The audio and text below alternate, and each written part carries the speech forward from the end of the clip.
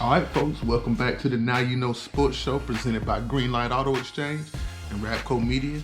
Y'all know the drill. I ain't got a lot of time, so I'm going to go ahead and jump right in to a pickup of last week's NFL playoff action. So I was wrong on a couple picks. I was right on a couple picks. I mean, that's what you got to expect. First thing I was wrong with the Packers and the Rams. And let's be straight up with it.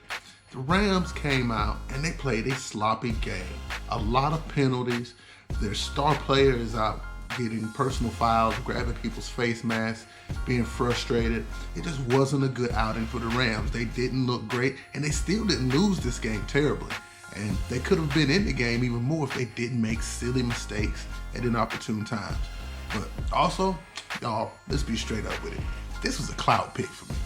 Simply because if I go out and I pick the LA Rams to go into freezing cold Lambeau and beat Aaron Rodgers, and I'm right, man, y'all never hear the end of it. So y'all better be glad that the Packers won, because I'll never let that go. I was also wrong about the Ravens and the Bills. I jumped off the Bills Mafia bandwagon. Go ahead, get at me, Rude. I know you're going to get at me for it. I'm sorry, bro. I had to jump off simply because I expected the weather in Buffalo to be terrible. And when the weather's terrible and it's bad and it's cold and you can't throw the ball, I mean, running the ball becomes the top thing. So there's not a better team running the ball out there than the Ravens. So I put my pick on that. I was wrong on that one. Go ahead and get in the comments, drag me. I don't mind. Give me that. But we were right on the Buccaneers and the Saints.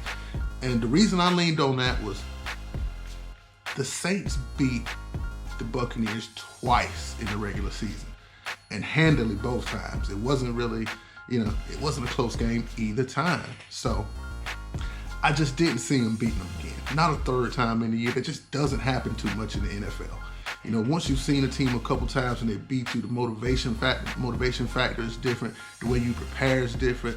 And come on, man, it's Tom Brady in the playoffs. I don't really like the dude, but I can respect what he does. So good on those.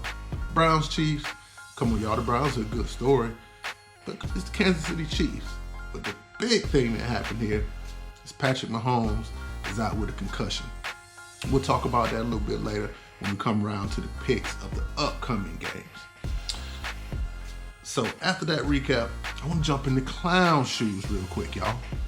Because clown shoes this week, we're going to have an extra special ceremony for the second pair of clown shoes. But first of the clown shoes this week, we're going to the Houston Texans. Because right now, the Houston Texans, and even for the last 5-6 years, maybe longer, they have been a dumpster fire of an organization.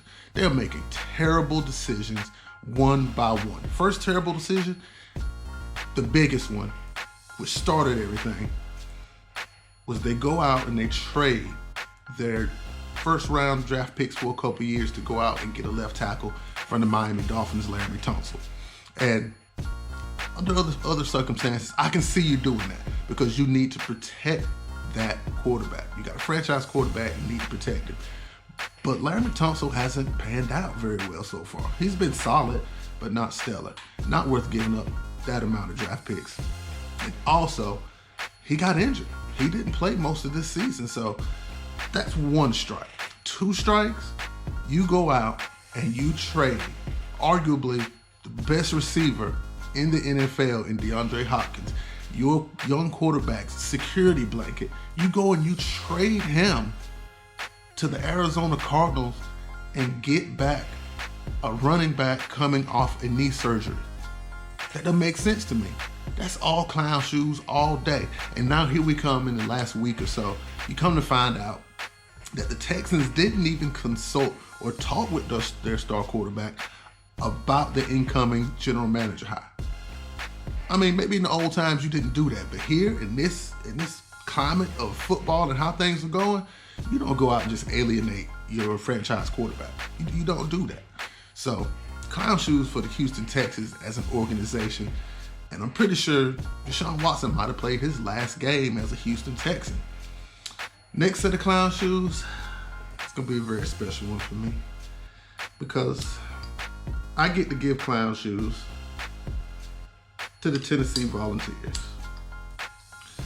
And it looks like I'm gonna mess up lighting this candle for my prop here.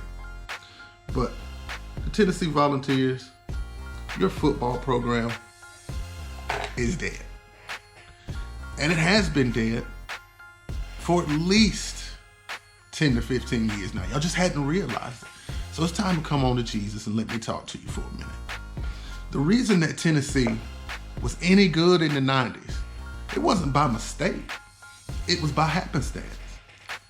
In the late 90s, Alabama and Auburn were both on probation. Georgia was having terrible coaches, had talent, but terrible coaches. Clemson was weak. So Tennessee was basically, they were getting most of the top-notch talent from North Georgia, North Alabama, South Carolina, all those areas that touch Tennessee, because Tennessee isn't rich in college football or great talent. They have some very good players and great players here and there, but it's not traditionally known as a powerhouse for producing any football talent in and of itself. So Tennessee, clown shoes for you, because you hadn't realized that you're a basketball school now. That's right, I love it. Because I'll be honest with you, I don't like the Florida Gators, but I despise the Tennessee Volunteers. I don't know why, but those guys just get under my craw. And I'd love to be the bearer of this bad news. So, Tennessee Volunteers, holla at y'all. So, on to this week's games. Championship weekend, we got the Chiefs and the Bills, and we got the Buccaneers and the Packers. I'm gonna start off with the easy one. The easy one to me is Bucs and Packers. I got the Packers big in this game. My reasoning? Aaron Rodgers took his team down to Tampa early this year. They went up 10-0 on the Tampa Bay Buccaneers, and then all of a sudden, it was 38-10 in the fourth quarter. And the Packers didn't score again. You think that sits well with Aaron Rodgers? Nah. It doesn't matter who is coming into Lambeau right now, but especially it being the Buccaneers, a team that beat them 38-10 in the regular season. Especially being that Devontae Adams, that game in Tampa was his first game back from, I can't remember whether it was injury or COVID, but he just wasn't completely himself. So I fully expect the Packers to lay the wood to Tom Brady and send him on back home to Tampa. Give me 38-27 Pack. Chiefs and Bills. Now, this one's tough.